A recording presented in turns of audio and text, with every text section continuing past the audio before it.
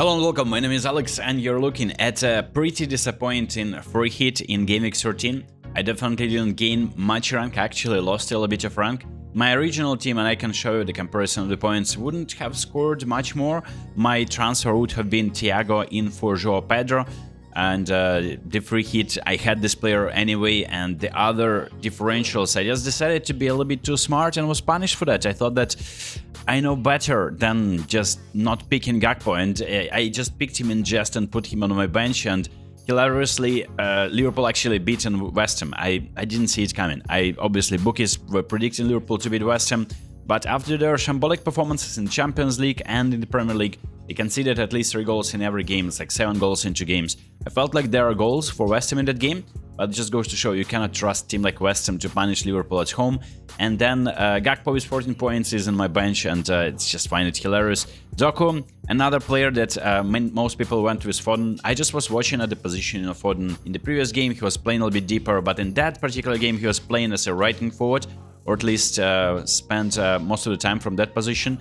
Both of the fullbacks, O'Reilly and Matheus Nunes, provided assists, but they lost their clean sheet, so the defense didn't really deliver. Munoz, I expected probably him to concede, but I wanted him to be involved, and there was a chance, I was watching that game, that he could have finished if the assist came from the left side.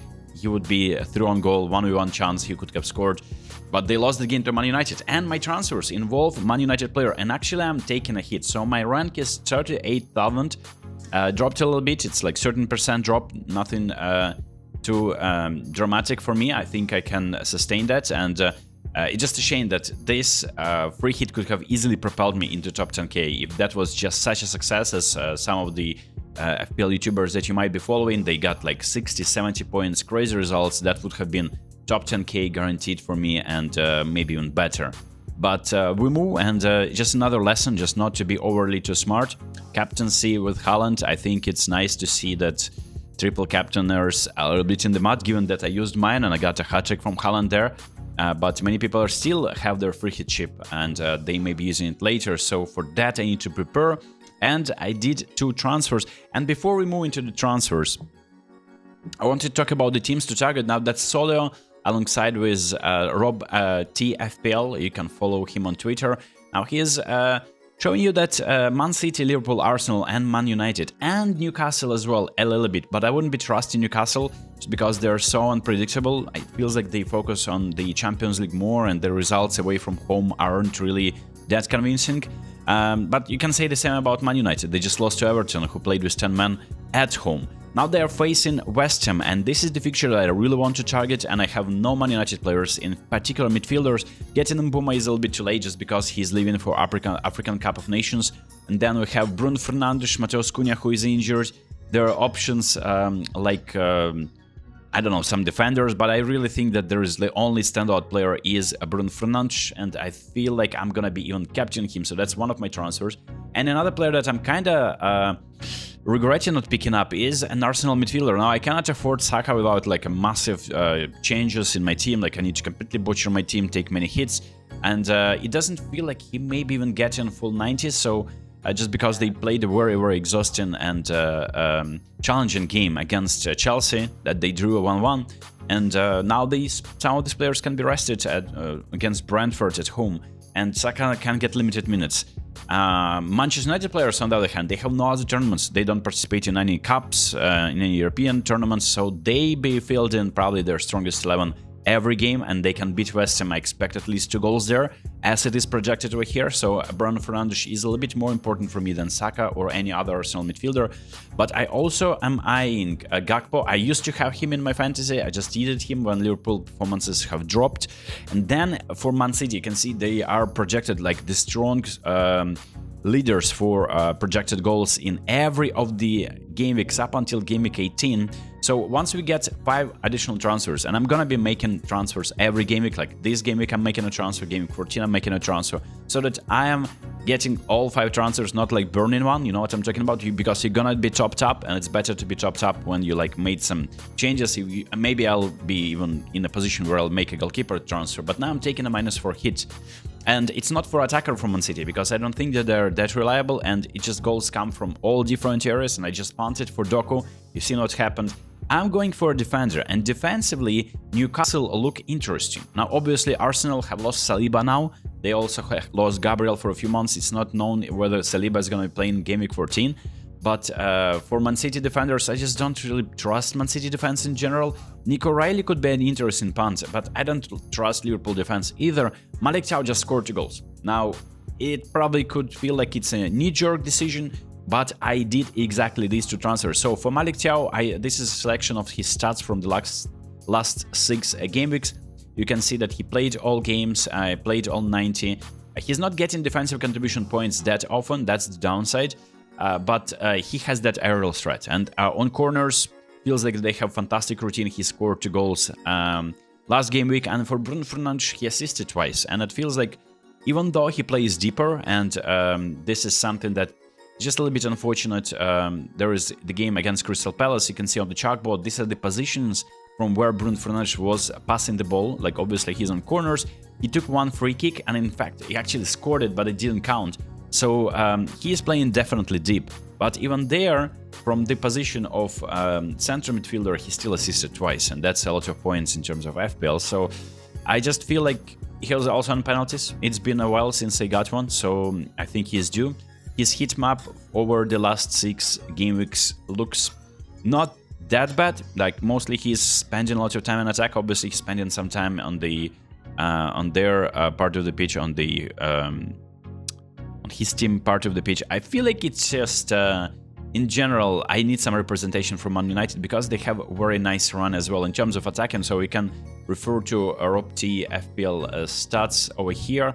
Man United are 4th, right? So it's 2.3 goals projected on 1.9, 1.9, and yeah, it feels like I need a representation from Man United. Then, of course, for Malik Thiaw, Rob T actually posted this, and there was like another article like breaking down why Malik Thiaw is anti-meta player. He's very much against the current meta among public-facing FPL pros, but he's putting up big RL and ball-winning numbers for a team that's been better defensively than their goals conceded record suggests. And in general, like, if you're looking at projections, right, this is Fantasy Football Scout, they are offering you this data, and Bruno Fernandes is 2nd. So for the next 6 game weeks, it is expected that he will score just 4 points less than Erling Haaland. So Saka is there as well, but I just don't really think I can trust Saka. Palmer is the player that I'm eyeing. So my team selection looks like this: Petrovic in goal, and he's facing Everton. I can be looking at a clean sheet here now that Senesi is suspended for picking up a lot of yellow cards. I really needed a defender, and Maresca said that Reece James isn't going to be playing all 90. Like, he definitely is threat in terms of FPL. He is not really a good option just because he's getting subbed sometimes. During the halftime break, he picked up 8 points against Arsenal, a picture that you wouldn't really be risking playing him maybe at times, but like, you have to play him if you had him. But I played a free hit, and otherwise it would have been a decent return. Now I'm playing Malik Thiaw that I just picked up, and I'm playing him alongside with Timber and Munoz. In midfield, I have Semenyo, who has almost provided, like, I think 2 assists or scored himself in the previous game. Pretty unlucky. They lost to Sunderland, and then Minte against Aston Villa. Now, like, Brighton have traveled to Nottingham Forest. Like, if you remember last time, it was like 7-0 thrashing, like complete evisceration of Brighton. And now they have their revenge. It's 2 goals scored, 2 unanswered goals, and Minte, I think he didn't take part in those goals, but he's definitely looking lively, and of course he's facing Aston Villa at home, very good fixture, I think. Enzo is playing Leeds. Now Enzo can be dropped deeper now that Caicedo is missing 3 games. There can be other options. I just feel like if he's on penalties and Palmer is not starting, I still can keep him for 1 more game week, and then I have 0.5 in the bank to improve him to another player. Now Gibbs White has also felt like some kind of trouble at the end of the game, like some kind of nibbling injury again. He was substituted at the 85th minute in the previous game. I think that he still is good to go against Wolves. We're attacking player. I may be regretting picking him over Anderson, who also is picking some points, and he's just costs like 2 million less. He may be the sacrificial lamb for Gakpo though. Like, he definitely costs a lot, and I have enough in the bank to improve him to Gakpo if needed, if Forest continues stinking up the pitch. And then up front I have Mateta and Haaland.